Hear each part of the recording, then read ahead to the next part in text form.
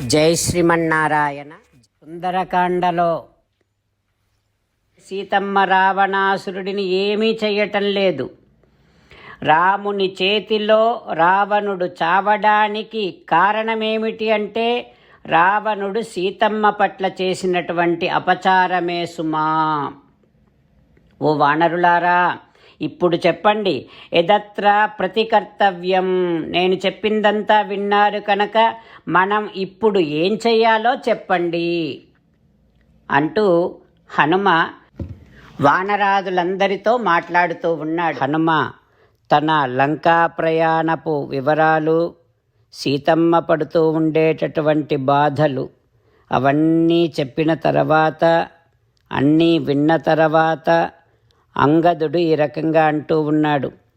ఓ వానరులారా, నాకు కూడా సీతమ్మను తీసుకొనే రాముని దగ్గరకు వెళ్ళటం మంచిది అని అనిపిస్తుంది. హనుమ చెప్పినట్టు చేయటమే మంచిది అని తోస్తుంది. ఎందుకంటే మీరంతా మహాపరాక్రమము కలిగినటువంటి వానర వీరులు. ఇంతటి గొప్ప వీరులు రాముని దగ్గరకు వెళ్ళి దృష్టాదేవి సీతాదేవిని చూశాం, నచానీత కాని తీసుకురాలేదు అని ఇది తత్ర నివేదనం అయుక్తం. అట్లా రామునికి చెప్పటం బాగుండదు అని అనిపిస్తుంది నాకు. అందుకని సీతమ్మను తీసుకునే రాముని దగ్గరికి వెడదాం అని అంగదుడు అనగానే జాంబవంతుడు ఈ రకంగా అంటూ ఉన్నాడు. ఓ అంగదా, నువ్వు చెప్పింది సరి అయినది కాదయ్యా. మనము ఎంతటి సమర్థులమైనా సరే రాముడు చెప్పిందే చెయ్యాలి, కానీ స్వతంత్రించి ఏ నిర్ణయం మనం తీసుకోవద్దు అని జాంబవంతుడు అనగానే అంగదుడు, హనుమంతుడు ఇంకా వీరులందరూ కూడా అంగీకరించారు. ఇక అందరూ హనుమంతుడిని ముందర పెట్టుకొని మహేంద్రగిరి నుండి రామ సన్నిధానానికి వెళ్ళటం కోసం ఆకాశంలోనికి ఎగిరారు. వానరులందరూ మహాబలుడైన, ధీరుడైన, పూజ్యుడైన హనుమంతుడినే ఎంతో ప్రీతితో రెప్పలు వాల్చకుండా అట్లాగే చూస్తూ ప్రయాణం చేస్తూ ఉన్నారు. ఆ సన్నివేశం ఎట్లా ఉందంటే, హనుమంతం మహావేగం వహంత ఇవ దృష్టిభిః. వానరులందరూ వారి చూపులపైన హనుమంతుడిని కూర్చోబెట్టుకొని తీసుకొని వెడుతున్నారా అన్నట్టుగా ఉంది ఆ సన్నివేశం. అందరూ చాలా ఉత్సాహంగా ఉన్నారు. సీతమ్మను చూశామన్న వార్తను రామునికి ఎప్పుడెప్పుడు చెప్పాలా అని తహతహలాడుతూ ఉన్నారు. శ్రీరామచంద్రుడు సుగ్రీవునికి చేసినటువంటి మహోపకారానికి ప్రత్యుపకారము చేయాలి అని వానరులందరూ ఉత్సాహంగా ఉన్నారు. అప్పుడే రావణాసురునితో యుద్ధాన్ని కూడా కోరుకుంటూ ఉన్నారు వానరులందరూ. ఇక వారు ప్రయాణము చేస్తూ మధ్యలో ఒక మంచి ఫలాలు, చెట్లు ఉన్నటువంటి వనాన్ని చూశారు. అందులోనికి వెళ్ళారు. ఎత్తత్ మధువనం నామ సుగ్రీవస్య అభిరక్షితం. వారు వెళ్ళినటువంటి వనము మధువనం. అది సుగ్రీవుడి రక్షణలో ఉన్నటువంటి వనం. ఆ వనాన్ని సుగ్రీవుని మేనమామ దధిముఖుడు రక్షిస్తూ ఉంటాడు. వానరులు ఆ వనములోనికి వెళ్ళారు.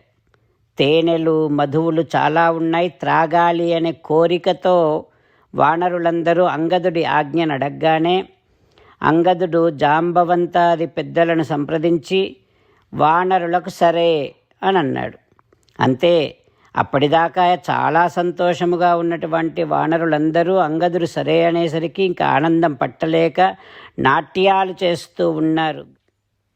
రామచంద్రులను మనసారా ధ్యానము చేస్తూ పరమదయాలువు పరమశివుడు చెప్పిన పరమపావన రామనామాన్ని చెబుతూ మనము రామనామ గానము చేస్తూ ఉంటే అదిగో సీతారామచంద్రులు, పార్వతీ పరమేశ్వరులు, ఆంజనేయస్వామి, సకల దేవతలు, పితృదేవతలు, మహర్షులు, ఆచార్యులు, భాగవతోత్తములు అందరూ మనని చూసి ఆనందముతో అనుగ్రహిస్తున్నటువంటి దృశ్యాన్ని భావన చేస్తూ నోరారా రామనామగానము చేద్దాం.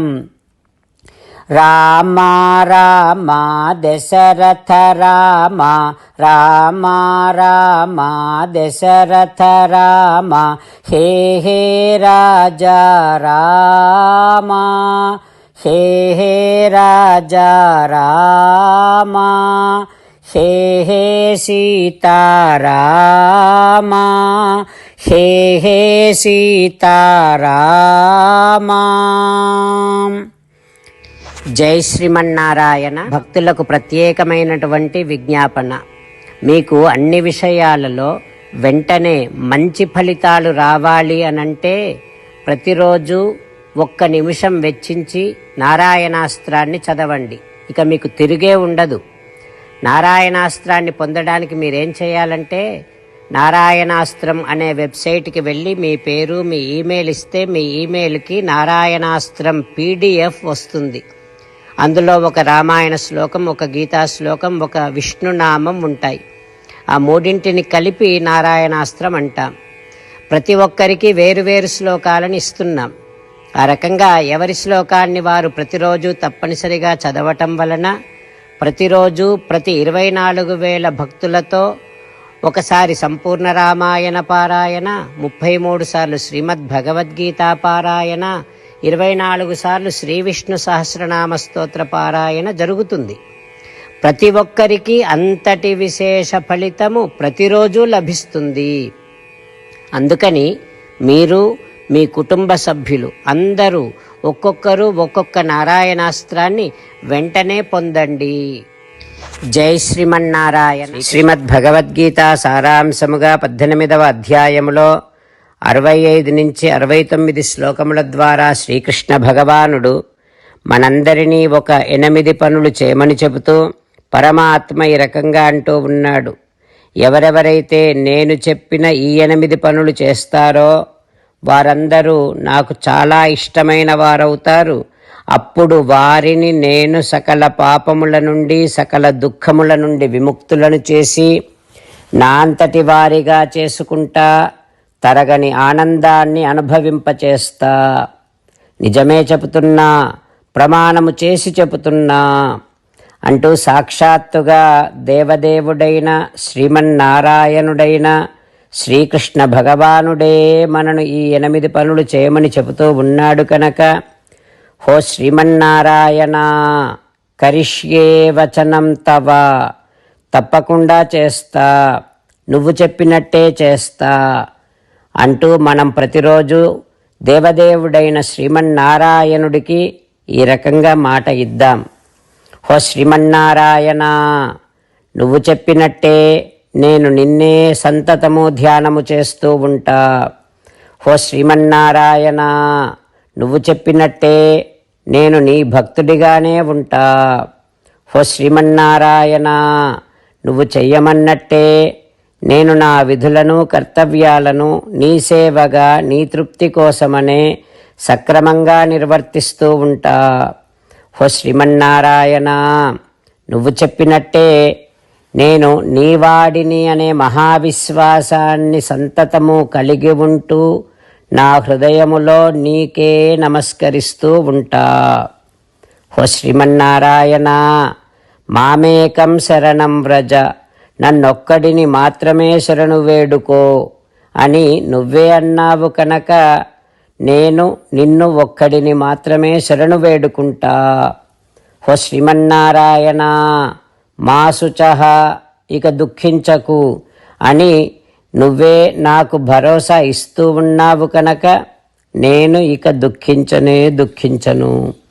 హో శ్రీమన్నారాయణ, నువ్వు చెప్పినట్టే నువ్వు నా కోసమని చెప్పిన శ్రీమద్భగవద్గీతను ఎప్పుడో ఒక్కసారి కాకుండా ప్రతిరోజు కనీసము 1 శ్లోకాన్నైనా అనుసంధానము చేస్తూ గీతోపదేశాన్ని జ్ఞాపకం చేసుకుంటూ ఉంటా. హో శ్రీమన్నారాయణ, నువ్వు చెప్పినట్టే నువ్వందరి కోసమని చెప్పిన శ్రీమద్భగవద్గీతను తెలియని భక్తులందరికీ తెలియచేసే నా వంతు ప్రయత్నాన్ని నిరంతరము కొనసాగిస్తూనే ఉంటా. ఓ శ్రీమన్నారాయణ, నేను నువ్వు చెప్పినట్టే చేస్తా, నీకు నచ్చినట్టే ప్రవర్తిస్తా, నీకోసమే పని చేస్తూ ఉంటా. కరిష్యే వచనం తవ. సర్వం శ్రీకృష్ణార్పణమస్తు. జై శ్రీమన్నారాయణ.